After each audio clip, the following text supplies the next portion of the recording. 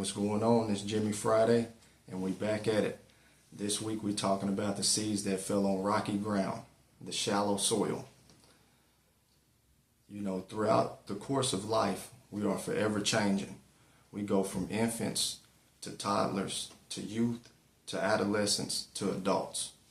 Somewhere between adolescence to the adult stage is when people start to become more judgmental about our thinking and our decisions. I've noticed whenever you are doing the same thing others are doing, better yet if you're on the same level of life as them, nobody is giving you grief until you start to make a change for the better. You can live your whole life doing the same things others are doing until you hear one encouraging word that sparks something in your cognitive thinking to make you want to mature your behavior. It is then when others that are not seeking change will start to talk about you because they feel less about themselves. They'll say you're acting funny with them because you're not hanging out like you used to or not indulging in the same things you used to do before. So now you're acting fake, all because your progress is making them look stagnant. But you can't let that stop you. You got to keep pressing. This is a time in life when you can either give in to the mistreatment and shrink back to the old behavior patterns to please others, or you can keep pressing forward for the change you desire. You can lower your standards, or you can make others widen their horizon. The choice is yours. So think about when you first heard the encouraging word that made you want to change. It sparked a fire within. You were all excited and full of motivation, but as soon as you told others about the change you're making, you didn't get the proper feedback or response you was looking for. So it may have crushed you. So the seed that was planted didn't have enough soil to grow, which caused your excitement to last but a short moment. In order for a seed to grow, a lot of old dirt has to be dug up, meaning a lot of bad habits need to go, dead weight need to get dropped, negative thinking need to be reversed, a complete paradigm shift must take place. People come and go in life. Some are here to be lifetime friends, others are only here for a season, so you have to distinguish between the two. Don't let jealousy keep you from growing. Don't feel bad that the change is threatening the relationship you have with others. As the body changes with life, so should our behavior. You know, I've been a victim of being treated differently because of my faith. I've had people that I would give my last to start being distant toward me. But that was their loss, not mine. You know, I couldn't allow their behavior to keep my seed of change roots from growing and developing.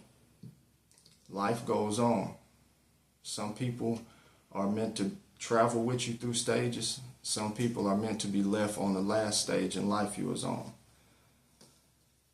So, you know, the mistreatment and jealousy I received only led me to believe that I was doing the right thing. I've heard in life, if everyone is happy with you, then you're not doing your job properly, because change brings discomfort. Trouble only comes when you are pursuing new heights. When you are pursuing new heights in life, that is.